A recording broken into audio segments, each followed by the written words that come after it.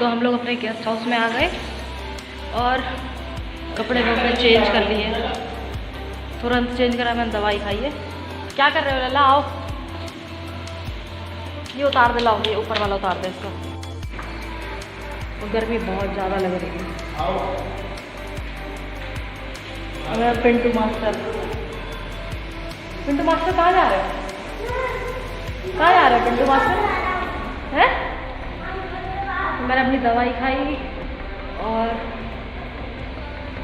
क्या, कपड़े चेंज करे, बस 5 मिनट लगे होंगे मेरे को मुश्किल से। तो अभी हम लोग जा रहे हैं क्या बोलते हैं, बेस्ट। अबे यार मैं तो नाम भी भूल गई। कहाँ जा रहे हैं हम? बासुकीनाथ जा रहे हैं। बासुकीनाथ कोई जगह है यहाँ पे आसपास, तो हम लोग वहाँ जा रहे हैं अभी। तो अभी हम लोग जा रहे थे बासुकीनाथ, बट मैं आपको अभी बताने जा रही हूँ जो देवघर की जो कथा है उसके बारे में, क्योंकि पुरानी वाली वीडियो में मैंने आपको पूरा कथा नहीं बताई थी, मतलब पूरा डिटेल में नहीं बताया था मंदिर के बारे में। तो आज मैं वही बताने जा रही हूँ आपको।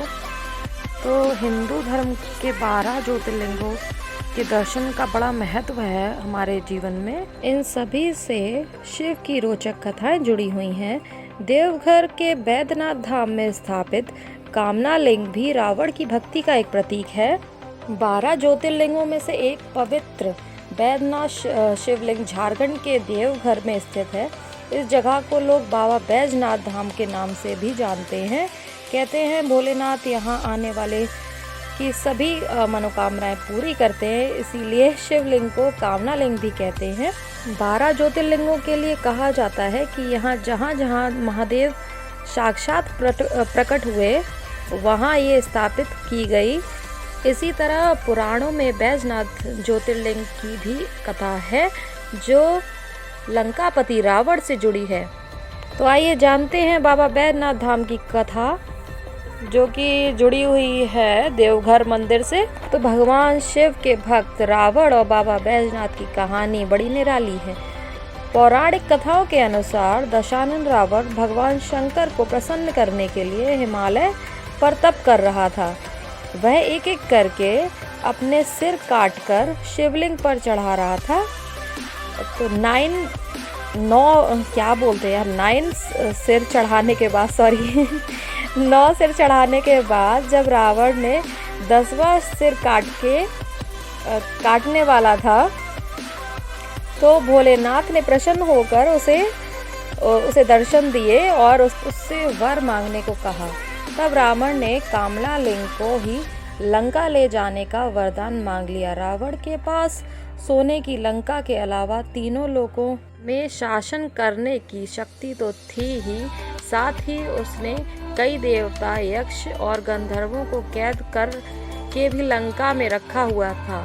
इस वजह से रावण ने ये इच्छा जताई कि भगवान शिव कैलाश को छोड़ लंका में रहें। महादेव ने उसकी इस मनोकामना को पूरा तो किया, पर साथ ही एक शर्त भी रखी।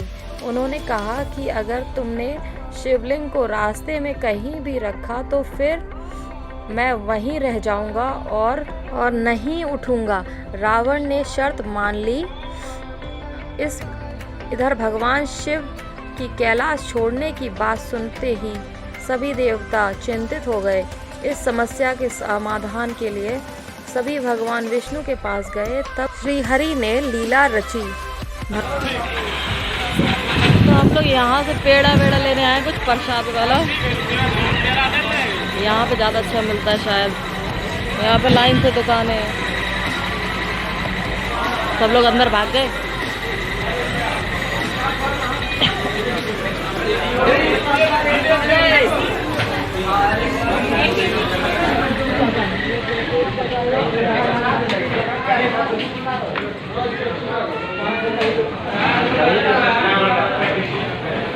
ये पता नहीं क्या कुछ खोआ हुआ लग रहा है मेरे को।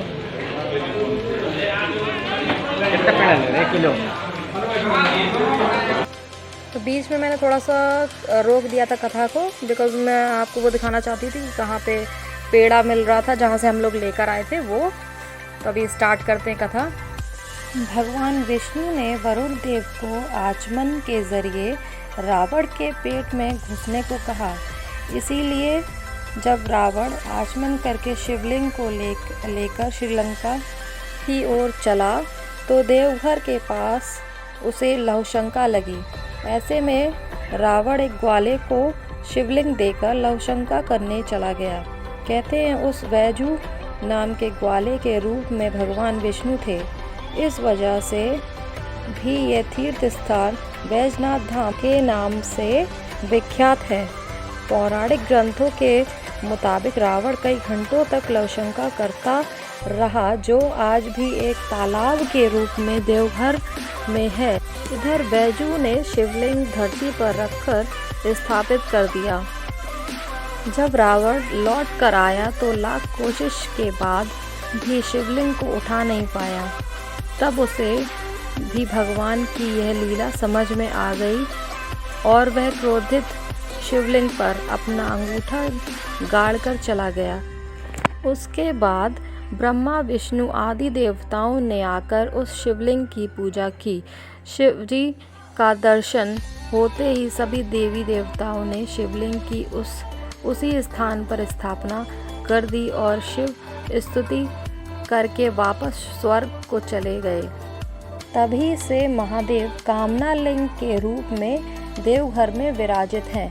तो ये थी कथा जो कि देवघर मंदिर से रिलेटेड है। और गाइस एक और बात मैं आपको बता दूं, प्लीज़ थोड़ा सा ना इग्नोर करिएगा, क्योंकि मेरे को ना ये जो हिंदी वाली कथा थी वो पढ़ने में थोड़ा सा डिफ़िकल्टीज़ हो रही थी, क्योंकि मेरे को ना हिंदी लिखने में भी प्रॉब्लम होती है थोड़ा सा, और हिंदी पढ़ने में भी दिक्कत होती है।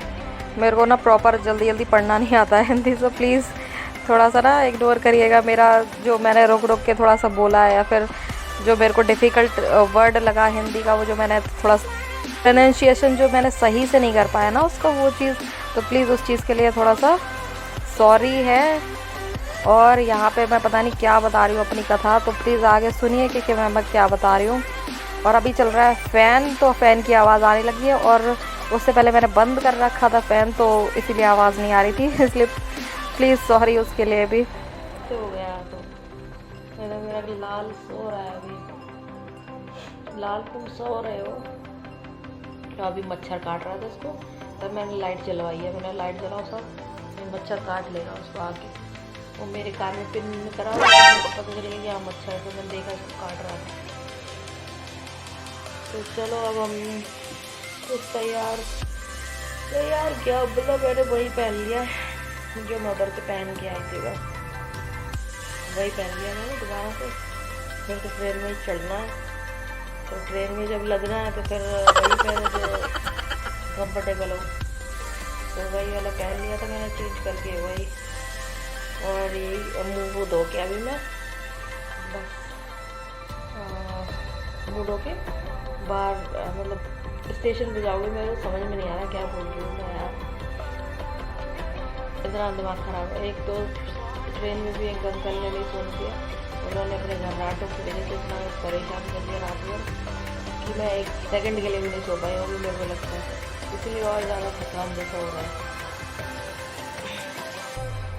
तो अभी तो यही पहन के मैं मुँह धो लेती हूँ, और मैं बस बैठी सामान भी पैक है, मतलब तो चैन वैन सब लगाना है, फिर भी और कुछ नहीं करना, तो और कुछ नहीं करना, वो बस इधर नहीं करना, सब चला मेरा। मैं पोत लेती थोड़ा बहुत कुछ क्रीम, मुँह धो के ना क्रीम लगानी पड़ेगी, नहीं तो ड्राई हो जाएगा। सॉरी नींद आ रही है। चलो थोड़ी देर में मिलते हैं फिर। मैं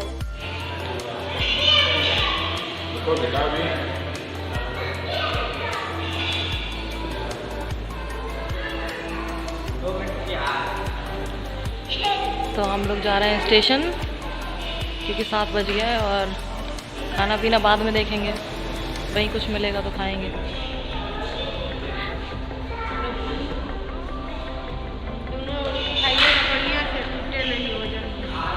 कौन सा वाले? मेरा तो अभी सब तैयार हैं, देख खेल चल रहा है। और अभी पहुंचते हैं स्टेशन, तब मिलते हैं फिर आपसे, गाड़ी में बैठे। तो स्टेशन पे आ गए और यहाँ कुछ भी नहीं है कि बच्चों को कुछ खिला सकें।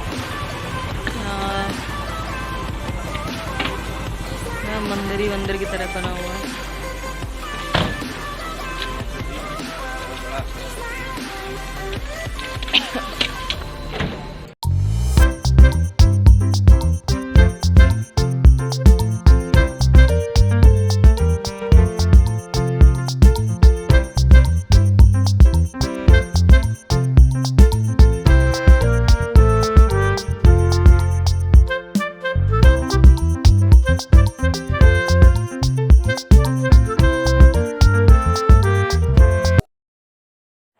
तो यहाँ पे हम लोग पहुँच गए हैं रांची स्टेशन और सब अपना अपना सामान लेके चल रहे हैं।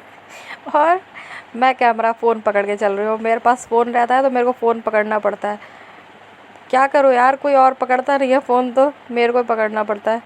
इसलिए पूरे उसमें मैं ही नहीं दिखाई देती हूँ। फिर जब तक मैं अपना फ्रंट कैमरा ऑन नहीं करती तब तक मैं ही नहीं दिखाई देती हूँ। इसीलिए मेरे को ही और पकड़ना पड़ता है। तो फिर अब वो बच्चे को पकड़ते हैं, सामान पकड़ेंगे इधर उधर, तो फिर क्या कर सकते हैं यार। और अभी बज रहा है 4 बज रहा था और हम रेलवे स्टेशन के बाहर आ गए थे जस्ट, रांची वाले। और ये यहाँ पे दिखाई दे रहा है आपको 3:57 हो रहा है। तो मैंने कहा लाओ, थोड़ा सा टाइम था तो मैंने कहा लाओ थोड़ा सा शूट कर लेते हैं इधर भी भाई। क्योंकि गाड़ी नहीं आई थी अभी, और गाड़ी आने में भी 15-20 मिनट लग गए थे। तो फिर गाड़ी आई, उसके बाद हम लोग आए हैं। और ये रात के 4:30 बज रहे हैं, मतलब सुबह के 4:30 बज रहे हैं, सॉरी।